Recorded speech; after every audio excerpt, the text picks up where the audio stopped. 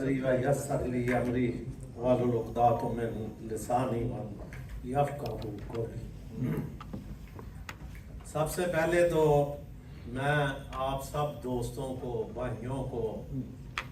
میرے سے بڑے بھی ہیں، بزرگوں کو اور بیٹوں جیسے بھی ہیں، اور میرا بیٹا بھی یہاں رانا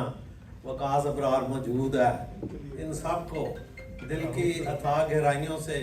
شکریہ ادا کرتا ہوں کہ وہ پاکستان کی خاطر یہاں تشریف لائے، وہ افواج پاکستان سے اظہار یکجہتی کی خاطر یہاں تشریف لائے۔ میں ان کا تہ دل سے مشکور ہوں۔ اس کے بعد ہمارے جاپان کی کمیونٹی کے سرکردہ علماء کرام، مختلف مساجد کے خطیب و امام، اور ہماری مسلم لیگ تنظیم کے کوارڈینیٹر حافظ مہر شمس صاحب، اور میرے ساتھی ساجد حسین کھٹر، نوازش علی سلیری، سکندر پسیا صاحب، قمر احمد سلوکی صاحب، نمان بھٹی صاحب، اپنے ستار بھائی حیدری موٹر والے، اور کچھ سامنے ہمارے تنظیم کے ساتھی بیٹھے ہوئے ہیں، میڈیا کے جو ہیں وہ جان بھی ہیں اور اس وقت بھی کام کر رہے ہیں، اپنا قادری صاحب، آصف بھٹی صاحب اور عظیم صاحب اور دیگر۔ لیکن ان سب کا تو شکریہ ادا کرنے کے الفاظ بھی نہیں ہیں۔ اور نعیم خان صاحب میرے ساتھ بیٹھے ہیں، جن سے 15 دن پہلے کا ہی پروگرام کے متعلق بتایا تھا کہ ہم یہ پروگرام جو ہے وہ ضرور کر رہے ہیں مسلم لیگ کے پلیٹ فارم سے، لیکن یہ سب کے لیے ہے، یہ تمام تنظیموں کے ورکر کے لیے ہے، ان کے عہدیداروں کے لیے ہے، اس میں چاہے وہ پی ٹی آئی ہے، چاہے پیپل پارٹی ہے، جماعت اسلامی ہے یا اور کوئی سیاسی تنظیم ہے، اور مسلم لیگ جو ہے وہ یہاں ہم نے پیار محبتیں بانٹنے کے لیے آج کا پروگرام رکھا ہے۔ اور میری اس وقت جو نشست تھی جس پہ مجھے بٹھایا گیا ہے، تو میں یہ چاہوں گا کہ میری نشست پہ الحاج فؤاد احمد صاحب آ کے بیٹھے،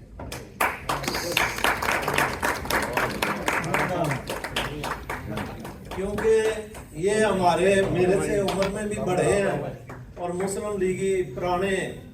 ساتھی ہیں، ورکر ہیں، پاکستان میں بھی ان کا مسلم لیگ میں کردار ہے، اور آج بھی یہ مسلم لیگ نون مسلم لیگ کے نام سے اخبار بھی چلاتے ہیں،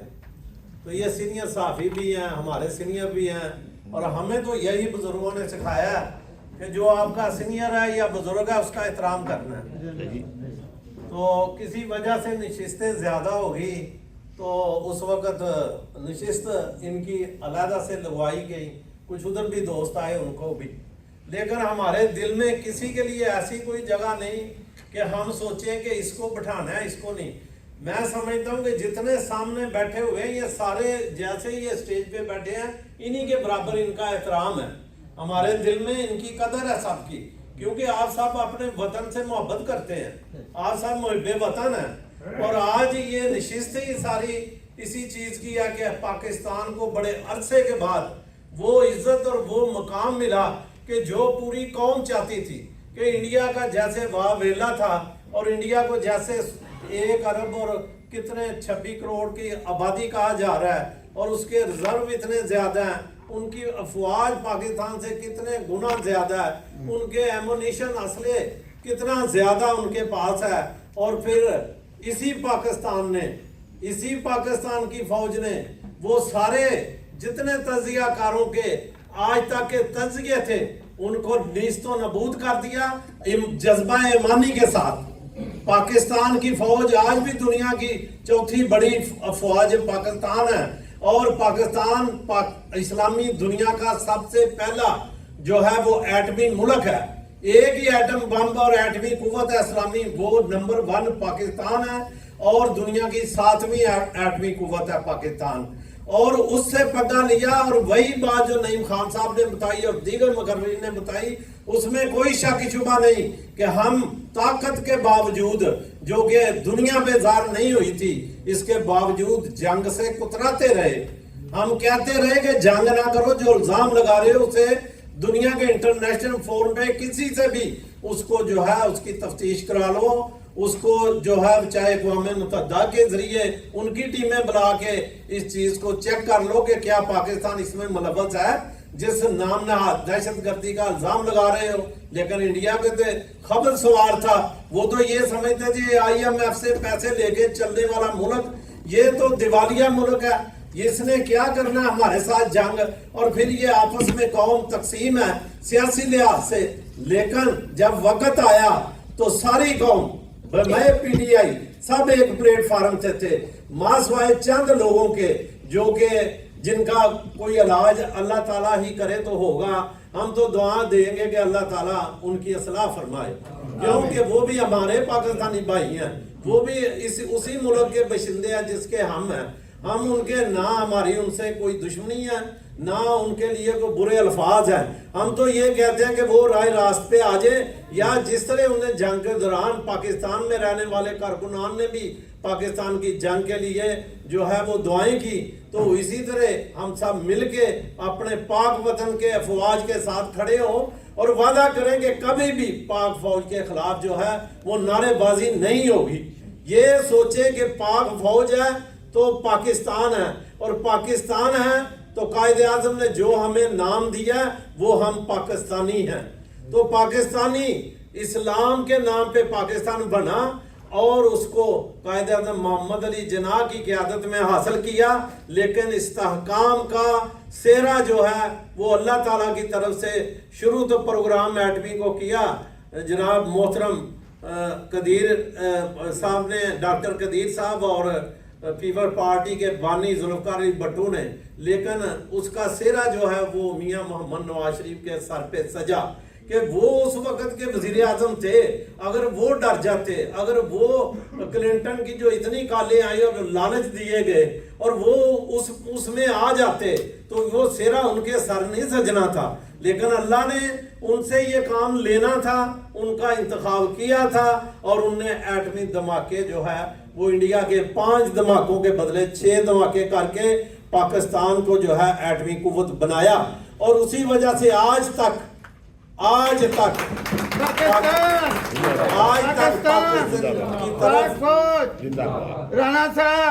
ہمارا ازلی دشمن اس نظر سے اس طریقے سے جنگ نہیں کر سکا، لیکن اسے غلط فہمیاں تھیں، اور وہ غلط فہمیاں جو ہماری فوج نے دور کی، اور 3 دن تک ان کو کہا کہ رک جاؤ. لیکن ہمارے لوگ بھی یہ سوچنے پہ مجبور ہو گئے تھے کہ پتہ نہیں ہمارے پاس کچھ ہے ہی نہیں، یا کہ وہ جو ایٹم بم ہے وہ بھی کوئی شو پیس ہے کہ وہ بھی نہیں چلانا ان نے، یہ ایٹمی قوت ہے بھی کہ نہیں. بہت سی باتیں کرتے تھے. لیکن اللہ نے وہ وقت ایک ایسا آیا کہ ان سوالوں کا جواب پیک پہ جواب سوال تھا نا، تو میرے ساتھ چند دوستوں نے بھی اور نجی محفلوں میں بھی بات کی کہ یہ کیوں نہیں جواب دیتے. میں کیا ودن 40 بلکہ 24 آور یا زیادہ سے زیادہ 48 گھنٹے میں جواب آئے گا، اور ایسا جواب آئے گا جیسا ہمارے جو ہے آرمی کے ترجمان نے کہا کہ پھر ہمیں انڈیا کے کسی میڈیا کی ضرورت نہیں پڑے گی کہ وہ بتائے کہ پاکستان نے یہ حملہ کیا یا وہ کیا، پھر دنیا بتائے گی کہ پاکستان نے جواب دیا. اور ایسا سلسلہ افواج پاکستان نے شروع کیا کہ انہیں نماز فجر کی ادائیگی کے بعد، اللہ کے سامنے سر مسجود ہونے کے بعد اور دعا کرنے کے بعد، پھر اپنے حملے جب شروع کیے تو 5 گھنٹوں میں نیست و نابود کر دیا. انڈیا کو نہیں فرانس کو، انڈیا کو نہیں اسرائیل کو، انڈیا کو نہیں رشیا کو، کیونکہ ہماری جنگ جو ہو رہی تھی وہ ان ملکوں سے ہو رہی تھی کہ جن کے جو ہیں وہ مزائل چل رہے تھے. کسی کی ٹیکنالوجی کے رائفل تیارے ان کے آگے جو کہتے گر ہی نہیں سکتا، رڈار میں نہیں آ سکتا، اور دوسرے ڈرون جو ہیں اسرائیل کے تھے. تو ہمارے تو مقابلے انڈیا سے نہیں ہوئے. انڈیا کی تو کوئی حقیقت कोई जुर्रत ही नहीं। उनको इन्हीं लोगों के इन असले ने हिम्मत दी कि नहीं आप पाकिस्तान को सबक सिखाओ। और वो करता कहाँ रहा है अपने ड्रोन, कभी जहां भी पब्लिक पॉइंट थे, जहां भी इबादत गाहें थी पाकिस्तान की, मेरे सिटी मुरीदके के अंदर वो मसाजिद को गिराया गया और उन जगहों को, लेकिन पाकिस्तान ने जब 26 जगहों को टारगेट किया, वो सारी की सारी फौजी तनसीबात थी इंडिया की, सारी की सारी छावनियां थी, जहां जहाज थे, जहां असले थे, जहां उसकी पावर थी, उन सब तोपों को, उनके जहाजों को, रनवे को, सबको उड़ा दिया उसने। उनका एक जहाज नहीं चढ़ने के काबिल छोड़ा। ये पाक फौज है जिसने मनवाया कि हमारी जंग जो है वो इसराइल से भी जीते हैं, हम रशिया के हथियारों को भी जो है शिकस्त दी है, और फ्रांस की टेक्नोलॉजी को ऐसी शिकस्त दी है कि आज उनका त्यारा लेने वाला कोई नहीं दुनिया में नजर आता। ये इतनी बड़ी फतेह है, पाकिस्तान की फतेह मुबीन है जो पाकिस्तान को अल्लाह ने दी है। क्योंकि रियासत मदीना, जैसे सानी साहब ने भी बताया, यही चीज जो है हमारे जनरल आसम मुनीर साहब ने जब ओवरसीज का प्रोग्राम था तो उसमें वजाहत की थी, हाफिज साहब भी उधर थे, उनने वजाहत की थी कि दो रियासतें जो आपस में ममासलत रखती हैं, उनने कुरान की एक एक आयत बता के जनरल साहब ने वजाहत की। और इतना जज्बा था उस ओवरसीज के उस प्रोग्राम में कि हर तरफ नारे ही यही लग रहे थे, जो है पाक फौज जिंदाबाद, पाकिस्तान जिंदाबाद, इस्लाम जिंदाबाद। और इतना जज्बा हो गया था कि अभी जंग शुरू करे, क्योंकि ऐसे ही था, हर तरफ से आवाजें थी और लोग रुकते नहीं थे। जनरल साहब उन्हें कहते थे ठीक है आगे भी सुनो बात। और वो आदमी मुझे जनरल है लेकिन वो हाफिज़े कुरान है, और वो अकेला नहीं, उसकी पूरी फैमिली हाफिज़े कुरान है, ये छोटी बात नहीं है। और वो बचपन में उसकी नातें चंद वायरल यूट्यूब पे हुई है, लेकिन उसमें तो जज्बा ईमानी और जज्बा शहादत कूट कूट के भरा हुआ है। तो ऐसा अल्लाह ताला ने हमें सिपा सलार दिया कि हमें फख्र है अपनी फौज पे कि आज हमारे सर जो है वो पूरी दुनिया में फख्र से बुलंद किए हैं। आज पाकिस्तान से कोई बात अफगानिस्तान है तो वो भी सारे तलकात बहाल कर चुका है, और दीगर ममालिक जो हमारे साथ हैं वो भी बड़े एहतराम से जो है खड़े हो जाते हैं कि पाकिस्तान के आगे बोलना भाई नहीं, ये तो इतनी गुफ्तों को शिकस्त दे चुका है। सबकी टेक्नोलॉजी और उनके जितना भी इलेक्ट्रॉनिक सिस्टम था सारा तबाह कर दिया, मुजमद करके रख दिया। लेकिन आज भी जो मुखालफिन है, जो पाकिस्तान की फतह को भी उनको कबूल नहीं है, वो ये भी बातें शुरू कर देते हैं कि जी ये चाइना ने किया। भाई पायलट अंदर जो बैठे हुए थे वो पाकिस्तान के थे कि चाइना के थे? जहाज तो उनको दिए फ्रांस ने, पायलट तो अंदर इंडिया के बैठे हुए थे। उनमें वो गुर्दा नहीं, वो जिगर नहीं कि जो चीर के पाकिस्तान तक पहुंच सके। पाकिस्तान के जवानों ने उनके पठानकोट के अड्डे भी तबाह किए, रजौड़ी के भी किए और दूसरे भी, और दिल्ली तक इनके ड्रोन जो है घूमते रहे हैं उनकी हर छावनियों पे। उनके तो सायरन ही सायरन हर तरफ बज रहे थे। इंडिया में इतना ज्यादा खौफ हो गया कि दोबारा से मोदी को जरूरत नहीं हुई और सारे उनके मीडिया खामोश हो गया। जो 3 दिन पाकिस्तान पे मजाक कर रहा था, हंस रहा था, वो मीडिया ऐसी चुप लगी, उसे ऐसी चुप लगी कि आई नहीं मीडिया, उनका मर गया। और वो हकायक को छुपानी शुरू कर दे। और आज 10 का बताया इनने, ये हकीकत है कि उनका इतना नुकसान हुआ कि वो छुपा छुपा के भाई कुछ भी नहीं हुआ तो फिर आप लोग जंग क्यों नहीं करते? आओ मैदान में, हम तो निकले हुए थे, फिर क्यों गए अमेरिका के पास? क्यों ट्रंप वही है कि जो पाकिस्तान को और इंडिया कहता है यार ये आपका मामला है, ये हमारा नहीं है, ये आपके आपस में इसको निपटे। और जब इंडिया ने उसे बताया कि हमने तो 2-4 घंटे में काम कर देना इनका, और 3 दिन हुए और पाकिस्तान कह रहा है और वो कहते हैं शिकस्त होनी है इनको, ये इनके पास है ही कुछ नहीं, इसलिए पाकिस्तान कर रहा है। फिर जब जवाब आया तो फौरी तौर पे जंग बंद का ऐलान कर दिया इसने, फौरी तौर पे बंद कर दे। मैं दरम्यान में आता हूँ, मैं कश्मीर का भी मसला हल करता हूँ, मैं दीगर मसले हल करता हूँ। ये असल में काफर के लिए आया। ये बात कर रहे थे सिकंदर पसिया साहब के अगर अमेरिका चाहे तो फलस्तीन में बंद नहीं हो सकती जंग। भाई वो क्यों चाहेगा? वो उधर काफर है, इधर मुसलमान है। इधर मुसलमान मजबूत हो तो वो उसकी भी बांध 1 घंटे में करा देगा जंग। इधर पाकिस्तान मजबूत था, आपका वतन मजबूत है, आपका दिफा जिन सिपा सलार के हाथों में है, वो बहादुर है और मुजाहिद है, उसने अपनी जिम्मेदारी पूरे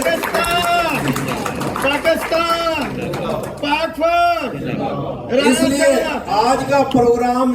पाकिस्तान का इधर नहीं था, वो काफी मतलब टाइम गुजर रहा था। हमने कहा कि ये जरूर रखना, हम 28 मई को रखना चाहते थे, लेकिन उस दिन हमारा इंटरनेशनल अफेयर का जनाब बैरिस्टर अमजद मलक साहब हमारे चीफ कोऑर्डिनेटर भी हैं और सीनियर नायब सदर भी हैं इंटरनेशनल पाकिस्तान मुस्लिम लीग के, तो उनने भी वहाँ प्रोग्राम रखा हुआ था। हाफिज साहब का भी उसमें स्पीच थी, मेरी भी थी, और हमने वो उसी दिन प्रोग्राम था जिस दिन एक और प्रोग्राम भी यहाँ रखा गया है, पता नहीं वो उसी टाइमिंग में था, वरना हम उधर भी चले जाते, कोई बुलाए ना बुलाए, लेकिन जब पाकिस्तान के लिए वतन के लिए होगा तो राणा इब्रार जरूर जाएगा वहाँ। ये नहीं सोचेगा कि मुझे बुलाया नहीं तो मैं जाऊँ ना, मेरा कोई प्रोटोकॉल नहीं, मुझे कोई चीज नहीं चाहिए, वतन की खातर हम वक्त में तैयार हूँ, वतन जब भी पुकारेगा मैं पहुंचूंगा, वतन के लिए कोई पार्टी भी बुलाती है हम जाएंगे वहां, क्योंकि हम पाकिस्तानी हैं और पाकिस्तान के लिए कोई बुलाता है तो जाएंगे। सियासी तौर पे नजरियात अलग अलग है सबके, अपने अपने नजरिए के साथ जुड़े रहें, दूसरे को छेड़े ना, तंग ना करें और अपने अपने नजरिए के लिए काम करें और मुखलस पाकिस्तानी बन के काम करें। यही मेरा पैगाम मोहब्बत है सबके लिए, चाहे वो पीडीआई के हैं, चाहे नून लीग के, या कोई भी यहाँ भी दोस्त कोई आए हुए हैं अगर, तो वो भी ये सुन लें कि पाकिस्तान मुस्लिम लीग जो है उसने वतन बनाया, मुल्क बनाया है कायदे आजम की क़यादत में, वो सब पाकिस्तानियों को अपने भाई समझती है और सबको सीने से लगा के रखना चाहती है। यही मियां मोहम्मद नवाज शरीफ कायदे मोहतरम का विजन है। वो किसी भी आदमी को, पार्टी किसी से भी तल्लुक हो, उसे चोट आए उसके घर चले जाते हैं तमारदारी के लिए। ये मियां नवाज शरीफ है, उन्हें कभी जिंदगी में कोई और सियासतदान बता दे कि जिसके लिए उन्हें कोई सख्त अल्फाज या गलत अल्फाज का इस्तेमाल किया, वो जो भी उसे साफ कह के बुलाते हैं, तो हम उनके फॉलोअर हैं, हमें भी चाहिए कि हम भी जो भी हो उसको साफ कह के बुलाएंगे, क्योंकि ये मियां नवाज शरीफ ने हमें सिखाया है कि एहतराम करो, इज्जत करो। और मियां नवाज शरीफ को किसने सिखाया है? सरवरे कौनैन हज़रत मोहम्मद सल्लल्लाहु अलैहि वसल्लम, उनने अपने दुश्मनों के उनके वाकयात, आपको एक बुढ़िया का पता है कि वो गुजरते थे तो उनपे कूड़ा किरकट फेंकती थी और एक दिन फेंका नहीं गया तो आका सल्लल्लाहु अलैहि वसल्लम ने पूछा कि आज क्या वजह, उन्होंने कहा बुढ़िया बीमार है, तो वो उसकी तमादारी करने के लिए चले गए। हम तो उस नबी के मानने वाले हैं, हम तो उस नबी के फॉलोअर हैं, हम तो उस नबी के बगैर एक सांस नहीं ले सकते। ये वतन, ये इज्जतें, हम क्या हैं? उस नबी के तफैल है सब कुछ। तो जब उनने जो हकायक और चीजें बताई हैं उसके तहत हम सारे मुसलमान कलमा को भाई भाई हैं। जब हम भाई भाई हैं तो सब हमारे भाई हैं। ये जहां जहां भी आप जाएं ये मैसेज दे दे कि जापान के अंदर अमन और सुकून रहेगा और इसको खत्म नहीं होने देंगे। हम अपनी कोशिश करेंगे, वो अपनी करते रहें। एक शेर पे इजाजत चाहूंगा, हम तो मिट जाएंगे अर्ज़े वतन लेकिन, हम तो मिट जाएंगे अर्ज़े वतन लेकिन, तुमको जिंदा रहना है क़यामत की सहर होने तक।